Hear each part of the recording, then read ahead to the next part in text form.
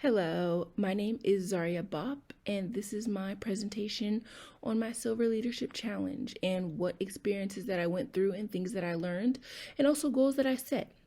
So, the name of my presentation is Excelling and Goal Setting.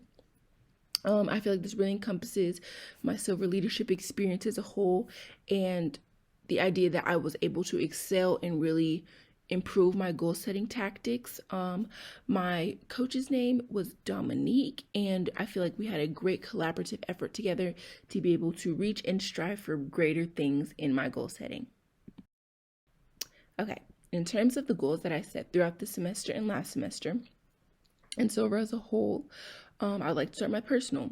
So for my personal goal, I wanted to begin going back to the gym and really working on my personal self and personal health, hence a personal goal.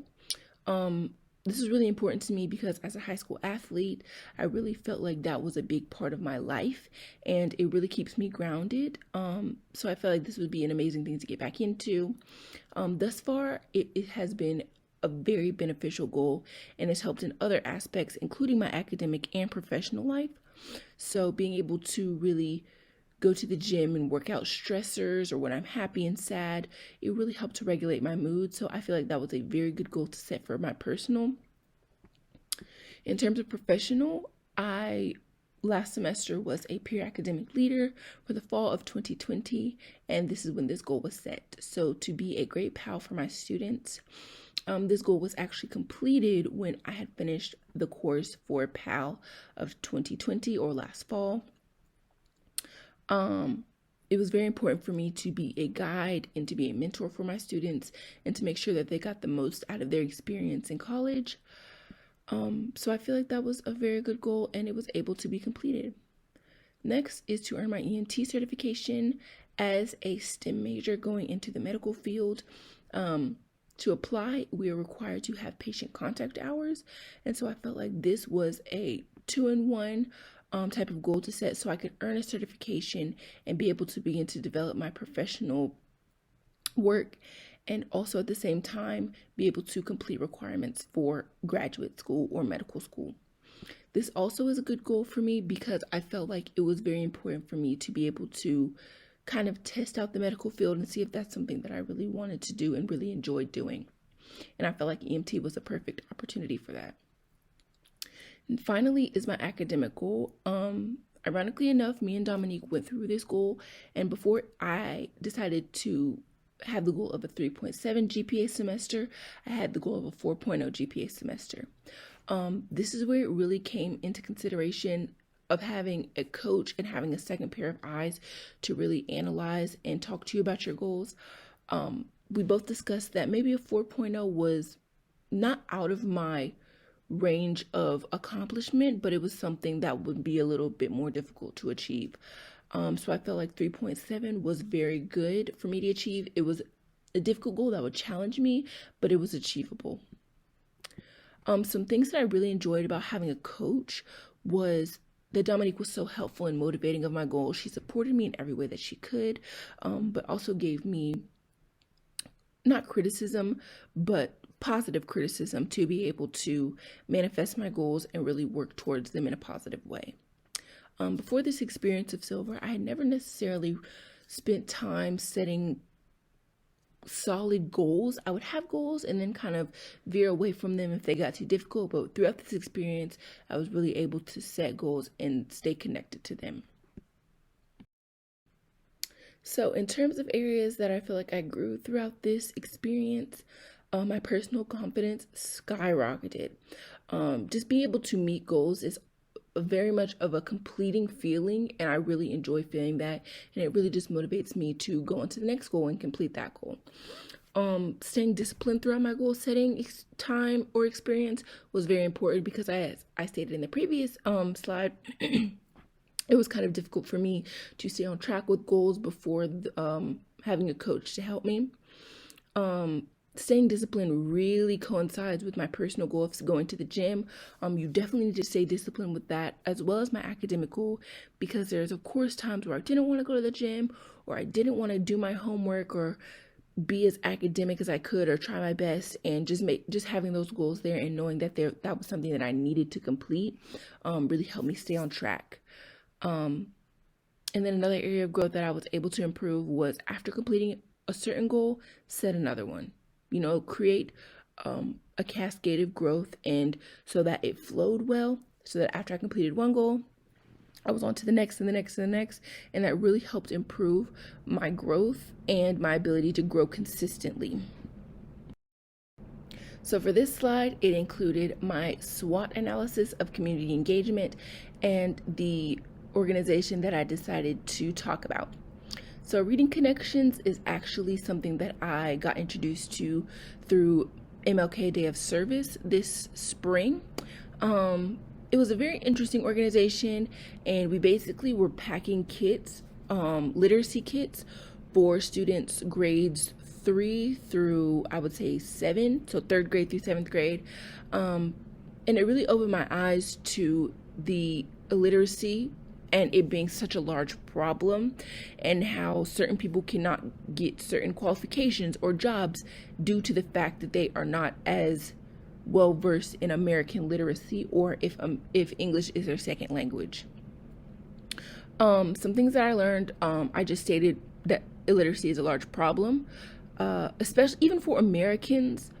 Just people not completing high school, not completing middle school. Reading is very fundamental in this country and throughout life, to be able to understand and comprehend and really communicate with other people. So I also learned that just with a few hours of time a week, I can change somebody's life. I can impact their life in a positive way. They can learn something new, and eventually this can create job opportunities for them, and opportunities that they didn't even think that they could receive. So I feel like those are some things that I learned. An impact that I feel like I had on this community and organization was that I actually began volunteering with them. So I was able to really put those skills and my values at work to be able to help people. Another impact that I feel like I had made was informing other people of what Reading Connections did and what they were about, so that they could also understand and be knowledgeable about illiteracy in this throughout America. So something that I also learned was to be more aware of illiteracy in immigrant families and not fall under stereotypical ideals. So not assume that because somebody did not have the same literacy or vocabulary that I did, that they were unqualified for a job, for example. Next is my why. So why do I want to be a leader? Why is this so important to me? So the quote that I stated is, "It is important to act as a leader when no one is watching, for there is when you lead the best." So people typically become leaders because, not necessarily for show, but because they want other people to see that they're able to lead in a positive way and that they're able to make a positive impact. But those leaders who don't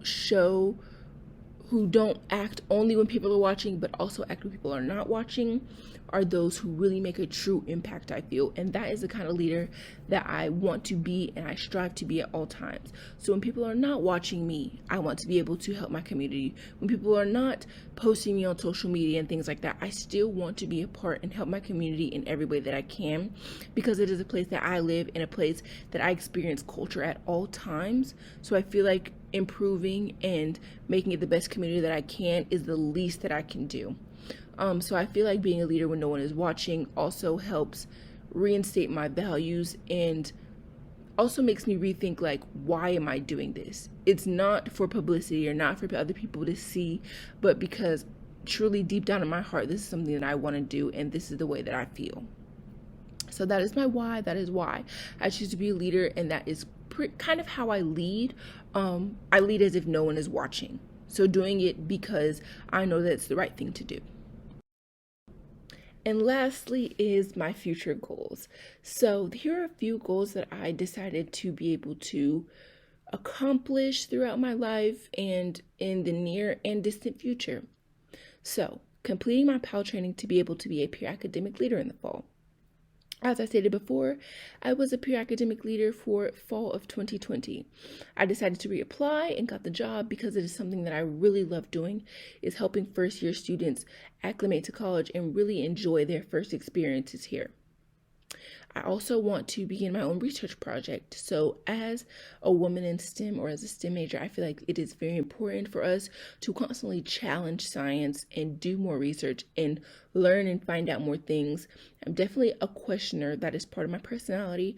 I like to question things and find out new information about things. So, I feel like that would be an amazing opportunity for me to be able to do my own research and find something that I really, really love. Lastly, I would want to become a catalyst leader for OLCE, or the Office of Leadership and Civic Engagement. This is really important to me because OLCE has been a big part of my college life through bronze, and also participating in Catalyst since my freshman year. It's really opened my eyes to what a true leader should be like and has developed my leadership in so many ways that I cannot even imagine where I would be without it. To become a Catalyst leader, I feel like I would really be able to give back to the program at UNCG and just really develop and further my leadership skills even more.